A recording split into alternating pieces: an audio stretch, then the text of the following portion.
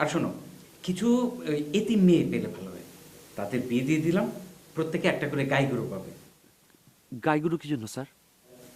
গাই গরু দেওয়াটা আজকাল ফ্যাশন হয়েছে, তাছাড়া একটা ক্যামেরায় দেখতেও ভালো লাগবে, স্বামী স্ত্রী গাই গরু নিয়ে চলে যাচ্ছে, মুখে হাসি। নিশ্চিন্ত থাকেন স্যার। আনিস, এতিম মেয়ে 3টা পেলে ভালো হয়। 3 সংখ্যাটা আমার জন্য লাকি। আমি ফেব্রুয়ারি মাসের 3 তারিখে মন্ত্রী হয়েছিলাম। এতিম মেয়ে উপস্থিত থাকবে। 3। ওকে, গুড গুড। জি স্যার। আসসালামু আলাইকুম স্যার।